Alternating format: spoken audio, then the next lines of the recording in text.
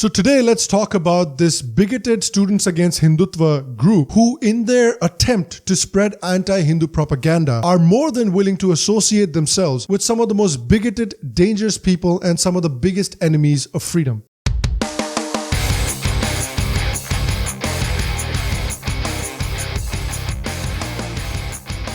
Hello and welcome to another edition of the Sharma Show. Thank you very much for joining me today. Thank you very much for watching. I appreciate you. So did you know that everyone you don't like is Hitler? Yes, everyone. The fact that you don't think that everyone you don't like is Hitler makes you Hitler. Boom! You just got Hitlered. Everyone I don't like is literally Hitler, literally Hitler, literally Hitler. Everyone I don't like is literally Hitler. Let's have a look and see. So in case you still don't think that everyone you don't like is Hitler, then you should really listen to this wonderful, rousing speech given by this young lady at a campus university, who also happens to be the founder of this amazing group called Students Against Hindutva Ideology. Remember, this is the same organization whose member Ziad Ahmed was talking down to Bernie supporters and telling them that they're idiots if they don't vote for Joe Biden. You can check out that video right over here. So listen to this amazing speech, and if you disagree with this speech, then, well, you're Hitler, so fuck you. Out of the over 200 people injured or killed in the Delhi pogroms, one was an 85-year-old Muslim woman who was too frail to flee her burning home when mobs set it on fire. Right out the gate, she calls the violence that happened in Delhi the Delhi pogroms. Now, anyone with half a functioning brain and one workable eye can figure out that what happened in Delhi was not a pogrom. In a pogroms, the victims of violence are overwhelmingly from one community. However, if you look up the list of the victims of the Delhi violence, what you will notice is that there are plenty of victims from both the Hindu and Muslim communities, which clearly shows us that what happened in Delhi was a communal riot, not a pogrom. See, if they were smart, the point that they really could have made is that Modi waited too long to get the violence under control in Delhi.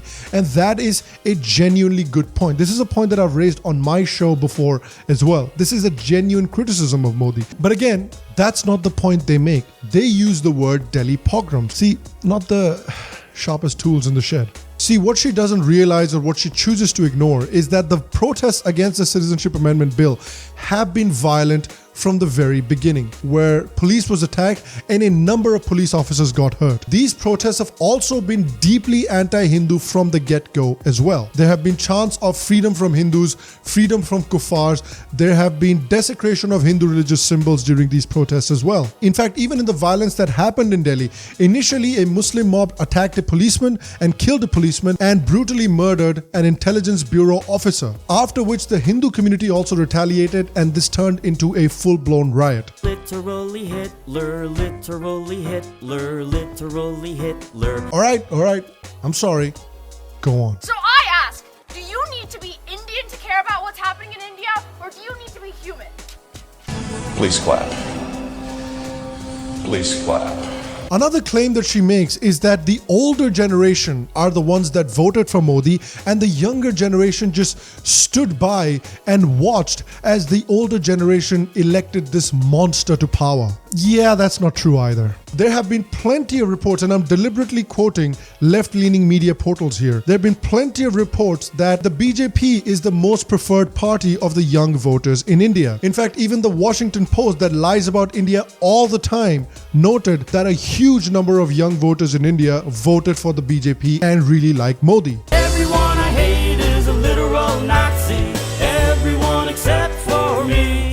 See, these Students Against Hindutva folk are the same people who used the photo of these Jamia Shiros when they were writing a letter to the United States Congress. Now, if you don't remember, those Jamia Shiros are the same women who openly denounced secularism, openly called for jihad, and openly celebrated those people who had conducted massacres of Hindus in the past. These are the kind of people that Students Against Hindutva are celebrating. See, and this kind of naked anti-Hindu hatred and this kind of naked bias ends up only helping Modi. Because people that might even be getting disillusioned with Modi, or might even be saying, you know, I don't like this Modi guy anymore, they will look at the opposition.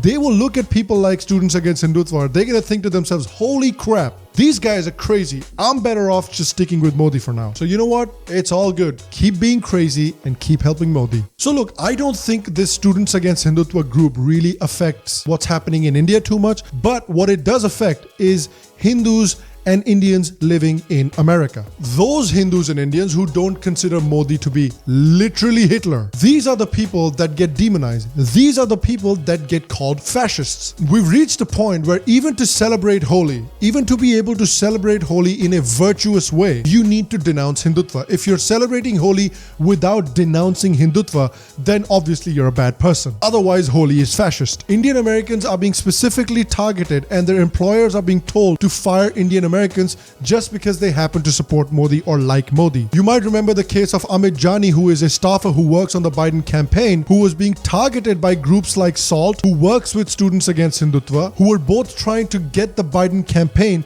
to fire Amit Jani, and really a lot of credit goes to the Biden campaign for not bending the knee to these crazy people. Because they will try to take a person's job away, something that that person has worked really hard for, just because he took a picture with Modi. And then they're the ones that are supposed to be the tolerant ones. Hi, my name's Katrina.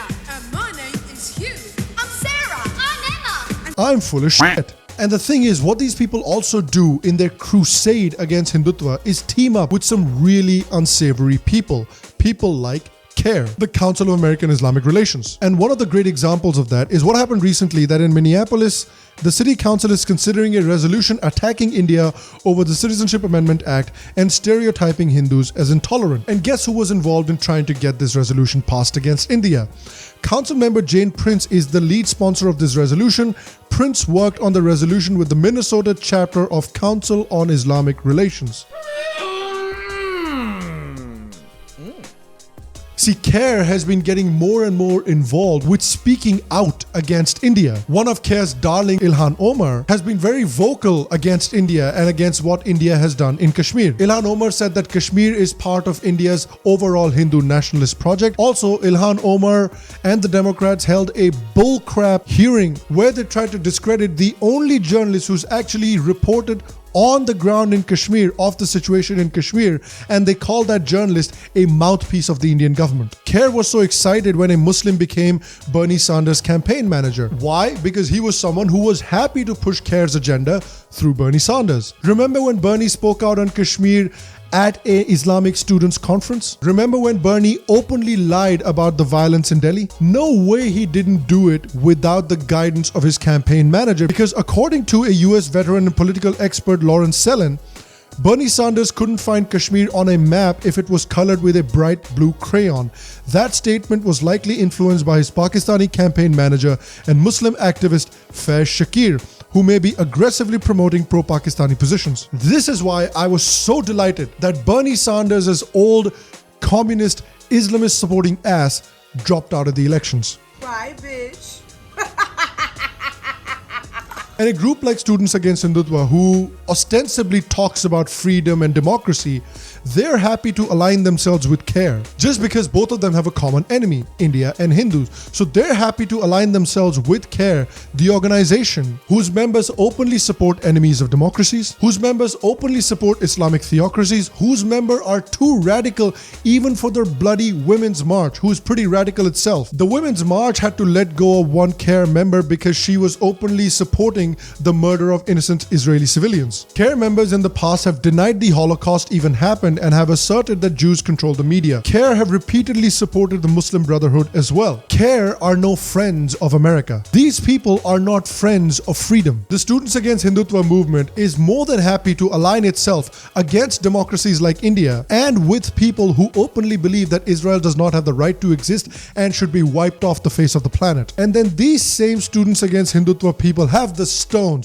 fucking stones to tell other people that they're fascists. This is the reason that everyone who loves freedom, everyone who loves democracy needs to be raising their voices against these useful idiots like the Students Against Hindutva Ideology. They have a one-track mind. They only care about fighting this imagined demon of Hindutva. And to support that pie-in-the-sky idea, they're happy to align themselves with some genuinely terrible and dangerous people. And so if you want to raise your voice against this blatantly anti-Hindu resolution that CAIR is trying to get passed in Minneapolis, please sign this petition that the Hindu American Foundation has started. Please make sure that if you want to raise your voice against that petition, that you go and sign that petition, and that you get in touch with your congressman about this anti-Hindu resolution as well. Also, guys, do you think that the way these Students Against Hindutva talk about believing in freedom, believing in democracy, and that when they align themselves with people like CAIR and some really unsavory personalities there, do you think that they're being hypocritical? Yes or no? What do you think? Let me know your thoughts and comments in the comment section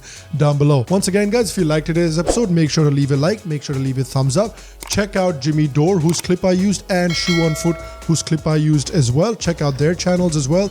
They do some very interesting work. Once again, make sure to comment and help the show out as well. If you like the Sham Sharma Show, and if you'd like to support the Sham Sharma Show, make sure to press the Patreon link in the description down below and become a patron of the show.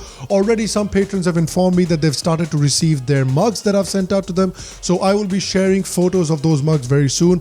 I've asked the patrons to submit some photos, so if you want those Sham Sharma Show mugs as well, please make sure to subscribe to the Sham Sharma Show and become a patron of the show as well. On top of that, you will get access to the Sham Sharma Show WhatsApp and Discord servers as well.